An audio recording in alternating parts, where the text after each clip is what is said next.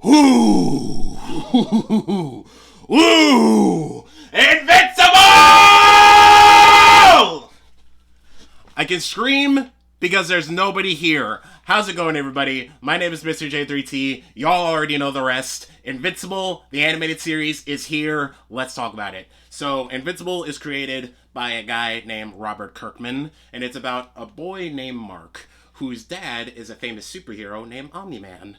One day, he gets powers, gets powers, and from there, his life is filled with ups and downs, and that's the gist. It's basically follows Mark, aka Invincible, trying to be a superhero, and his dad seemingly showing him the way, but secretly his dad has some ulterior motives. So, it's here. Invincible, the animated series, is here, guys. It's finally here. If you cast your minds all the way back to my first video, I talked about this series. This was my first ever video. I talked about it, and now it's finally here in front of our eyes. Robert Kirkman, Corey Walker, Ryan Otley, they blessed us. They blessed me with this show. It's finally here. So let's talk about it. So, let's start off with the animation. The animation is really good. It's really fluid, especially with the fight scenes. Like, the animation is really, really good. Some fight scenes that I like in particular is the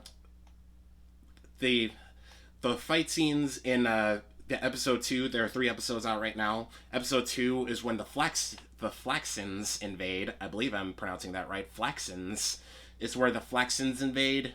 The Flaxans being this alien species that want to conquer Earth. And the fight scenes there were great. Also, I gotta mention, this show is very bloody and very gory. I believe it's more gory than the actual comic itself. I don't know if it's more gory or if it's like right there with the comic, but this show is very gory and very bloody, and I love it. So, the fight scenes are great, the animation's great, A1. The performances, everybody does a great job in their roles. Steven Yeun, Glenn from Walking Dead, he's makes for a great Mark and a great Invincible, and the one and only, damn, I forget his name. J.K. Simmons. Sorry. His name escaped me for a second. J.K. Simmons, he makes a great Nolan Grayson and a great / Omni-Man. He, like I said it before, that's perfect casting. Like, all the way back in my first video, I said that was perfect casting. Because I can totally imagine J.K. Simmons' voice coming out of Omni-Man.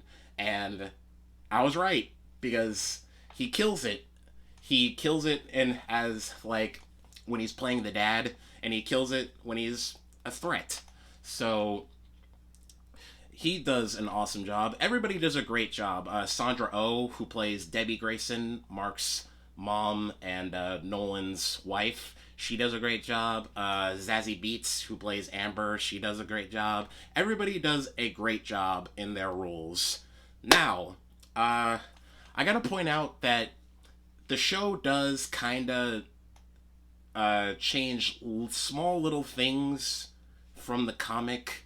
Like, for example, how Mark got his name Invincible. In the comic, he got into a little scuffle with a student in school. He got sent to the principal's office, and the principal said something along the lines of, I know you were trying to help, but you gotta watch out, you're not invincible.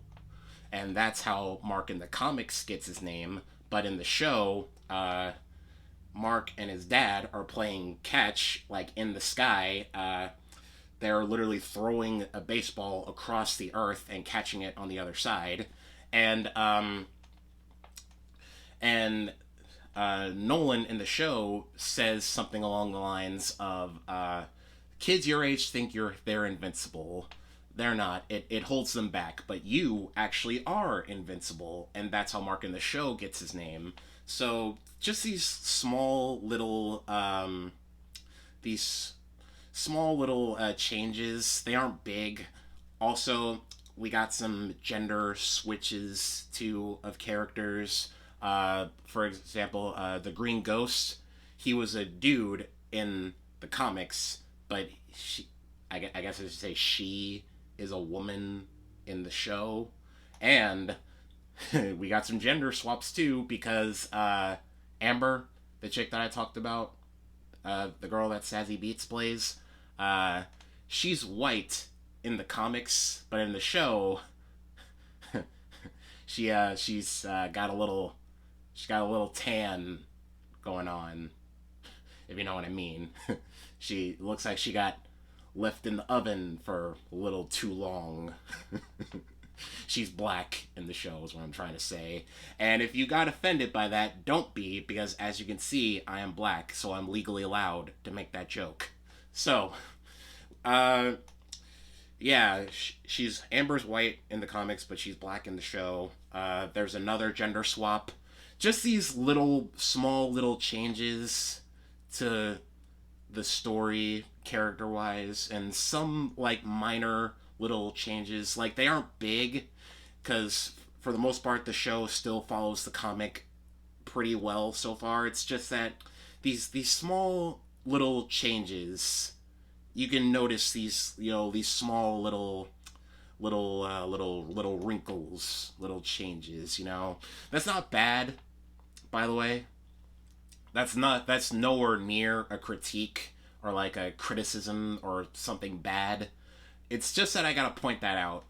It deviates a little bit, but not too much. It still follows the comic pretty well so far. And yeah, so just wanted to point that out. It has these small little changes, and that's okay. Anyway,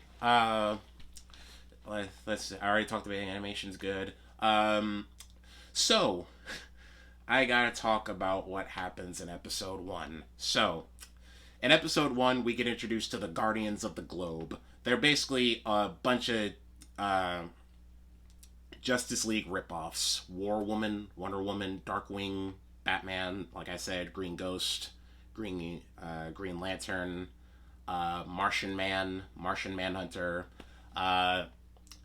Red Rush, Flash. They're basically a whole bunch of Justice League ripoffs, right? And there's only like one official original member, and that's Immortal, the Immortal, excuse me. And we get introduced to them. They fight the Mauler twins, who are trying to kill the president. And we get introduced to them. We see them work together to fight the Mauler twins. We also get a little bit of their personal lives too, except for Darkwing, since he's a glorified Batman ripoff. Of course, he's like doing some dark stuff, and they get more screen time than they did in the comics. So I'm debating if I should tell you guys what happens, but you know what? No, I'm not gonna tell you guys what happens, because I want you guys to experience it for yourselves. Either read the comic or watch the show. But I will say though, I'm used to blood and gore, right? I play Mortal Kombat. I watched Final Destination. I watched Corpse Party. So I'd say I'm used to blood and guts and gore and all that. But I wasn't expecting. I was expecting to see some blood and gore in this show, since the comic is so bloody and brutal. But I wasn't expecting it so soon. Like, all we get this. It doesn't take long for shit to hit the fan, is what I'm gonna say. Like, because shit hits the fan, like, right at episode 1. I thought they were gonna save that for, like, episode 2 or 3, but nope. Shit just immediately hit the fan. Episode 1, just boom, shit, fan over there. And, and I actually got caught off guard because of how bloody and brutal it was. Like I said, I'm used to blood and guts and gore and all that. I just wasn't expecting it so soon in this show. Like I said, episode 1 just boom, all the blood, all the gore, and it's pretty brutal. This show is not afraid to get brutal, and I love that. It's not afraid to show um, some of like what happens, what would happen during an actual, like, if superheroes were real, if all of this was real. It isn't, the show is not afraid to show how things would turn out if all of this was actually real. Like, buildings would get destroyed, people would die. It's not afraid to show that. And I like that because it shows that this show is staying faithful on that note, because the comic wasn't afraid to show the aftermath and the destruction of cities and people dying, innocent people dying. The comic wasn't afraid to show that, and I like that the show is faithful in that manner. It's not afraid. It doesn't pull any punches. People die, cities get destroyed, buildings get destroyed, uh, innocent people are dying, especially this one old woman that Invincible Mark Grayson, he tried to save. Unfortunately, she passed away, and the show and the comic, the show doesn't pull any punches, and I like that. But yeah, uh, I wasn't expecting to see the blood and gore, and I wasn't expecting to see that, what happens so soon. But I like that, you know. Uh, I think, if I'm correct, it's going. I know where it's gonna end. I think I know where this show is going to go and how it's going to end, because the show only has like 8 episodes. Each of them are like 46, like around 40 minutes. So I think I already know how this show is going to end. I could be wrong. I've been wrong before, but I think I know where this is going to end. Also, I gotta say, even though I knew what was going to happen, I was still on the edge of my seat, which was great. So the characters. Mark Grayson, I gotta say it. I said it before. He's one of my favorite superheroes, because we really get to watch him grow. We get to see him live his life. We get to see the ups and the downs of his life. And by the end of the comic, you feel like he's your best friend, you know? Because he's been through a lot, and you've seen it. So I like that he's pretty much the same. He's still trying to figure out life. We get to see some early ups and downs of his, and I like that. Nolan, Omni-Man, he's I don't know how to talk about him without talking about the stuff that he does. I don't know how to talk about him without spoiling anything, but I'll try. He's very conflicted with some of the things that he does. Like, you can see it in his eyes and his facial expressions and his voice that he's conflicted about the stuff that he's doing. And I like that because Nolan, Omni-Man in the comics, he has this whole arc of Uh, and again, I don't know how to describe this without spoiling it for anybody. Uh, Basically, I like him so far, and I like that we do see him sort of fighting with himself. We see these early signs of like him being conflicted and if what he's doing is the right thing, and I like that about him. Debbie Grayson, uh, she's cool too. I like her interactions with Mark and Nolan. She, I sort of see her as like she's kind of like the leg that holds everything together. You know, like like a little stool, right? Uh, I feel like if she was out, the whole the whole family would just get all the way messed up. So I feel like she's like the glue that holds them together. She's like the third stool that's holding up the, the stool, you know? I hope I described that right. She's the heart, basically. And I like her. She's cool too. Uh, Amber, she's. I like her too. I like all the characters except for Rexplode. Rexplode is an asshole. Rexplode is a part of the teen team, by the way. He's an asshole, but uh, I know that he's eventually going to become like a decent guy because that's his arc is becoming a better person, or well, a decent enough person, less of an asshole. So, uh, I he starts off as an asshole, but uh, I feel like people are gonna like him more, or I'm going to like him more as the show goes on because I didn't like him when I first saw him in the comic, but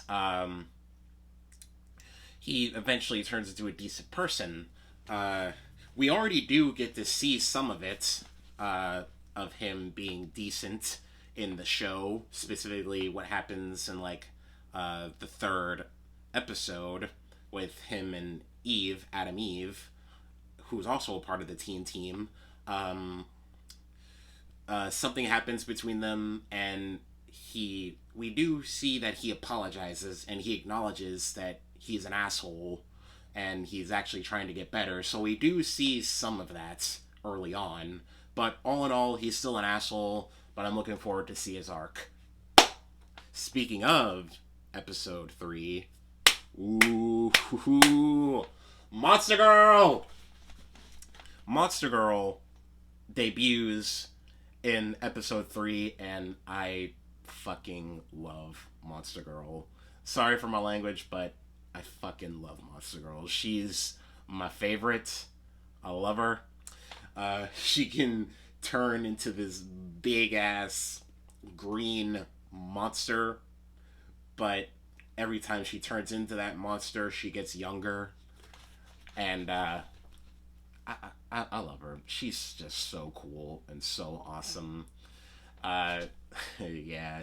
And Gray Delisle, Gray Griffin, she plays Monster Girl very well. Yeah, I can't wait to see Monster Girl just go around and mess stuff up. Like, I cannot wait to see that because I love Monster Girl. She's my favorite. Uh, yeah, she's awesome.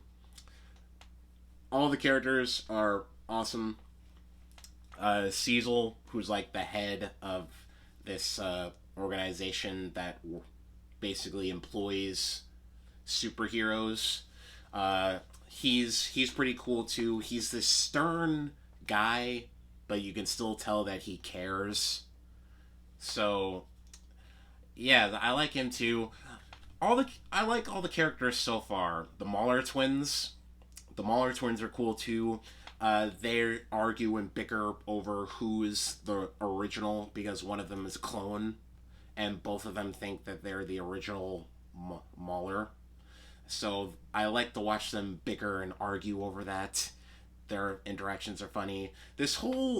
Uh, um, this whole show is just very funny. Uh, sure, it has some serious, dramatic, and bloody moments, but it's also very funny.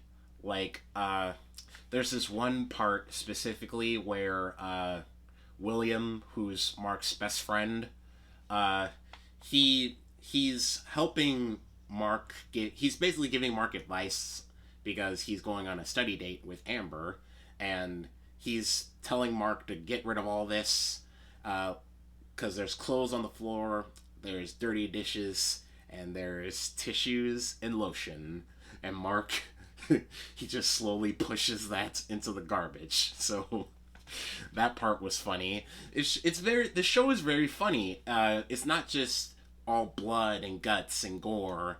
It also has some lighthearted moments, and I like that too because that's basically life. Uh, Sometimes you got some serious, dramatic, and bad moments, but other times you got some happy, spirit lifting moments, and I like that too. That aspect too. It's not just all doom and gloom and dark and bloody and gory. You do get some lighthearted moments too, and I like that. Speaking of William, so William's gay, right? In the comics, it was more of like a slow reveal, but in the show, you can immediately tell that that dude is gay. So, I could be wrong, but I'm like 99.9% sure that he's gay. He already knows he's gay, and he already accepted that part of himself. So it looks like we're not gonna get that slow reveal like we do in the comics with William. But he's cool too. He's a good friend to Mark, and yeah, he's awesome too. Um, what else? Yeah, speaking of the colors, they pop. Like I like how colorful this show is. Everything is vibrant. Everything just pops. Uh, this Mark Invincible's everybody's costumes, they just pop. They're very colorful. Especially like also the blood is very colorful too. Like very very colorful. And I like how colorful this show is. I like colors. Um, the characters, how they look. I like the way they look too. It literally looks like they jumped out of the comic onto the screen. Um, this at first when I saw how the character models, how they're gonna look, uh, it reminded me of Cory Walker's artwork. And what do you know? Cory Walker is an animator on this apparently, so that's why. Um, so this the show definitely took some inspiration from Cory Walker. You can definitely see his fingerprints on the character models because the character models look exactly like Cory Walker's artwork in the book. So I like that too. I feel like Cory Walker is in charge of like the general character models, but Ryan Otley is in charge, or Otley is in charge of like the fight scenes because if you don't know Ryan Otley, he's a comic book artist who specializes in blood and gore and he also specializes in making his characters look very beaten up. Like he's good at drawing bloody fight scenes and making his characters look like they went through a war. So I think he's in charge of like the fight scenes and all that because the fight scenes just scream Ryan Otley. And I like that too. All in all, I really love this show so far. And I'm going to do a first for this. There's only 3 episodes, but I'm going to give it 2 thumbs up and a J3T stamp of approval. I usually wait until the show is done and then I give the J3T stamp of approval, but guys, I love this show so far. So it's getting that J3T stamp of approval. I love it so far. It deviates a little bit from the comic, but so far it's staying pretty faithful to the comic. I like the characters. I like how vibrant and colorful everything is. I love the voice acting. Everybody does a great job in their roles. I love the violence. I love how the show doesn't hold back and it shows you what happens if all of this was real and the destruction that these fights will cause. I like everything about it. This show is getting off to a great start. So if you haven't watched this show yet and you have Amazon Prime, watch it now. Do yourself a favor and go watch it. Or if you want the full story and full context, you can go read the comic. You can read it online, or you can buy it from a comic book shop, or like Barnes and Noble or something. I just really want you guys to experience this story and fall in love with these characters just like I have. Because I'm not exaggerating when I say that Invincible the comic book is my favorite superhero comic, and I'm not exaggerating when I say that Invincible the animated series is possibly shaping up to be my favorite superhero animated series. Like, guys, it's that good. The comic is that good, and the TV show, the animated series, it's looking to be as good as the comic book. So please, if you have Amazon Prime, please do yourself a favor and go watch it. But all in all, 2 thumbs up, J3T stamp of approval. I love it so far, and I can't wait to see where this show is going to go next. So anyway, that's about it from me. If you like this video, give it a thumbs up. But if you really like me, consider subscribing and ring that bell so you always know whenever I upload, because it's free. And like I keep on telling y'all, if you don't get something that's free, you're a dum-dum. So don't be a dum-dum and subscribe, or I'll come over there and have a nice conversation on why you didn't subscribe with you. Like, why? Deuces.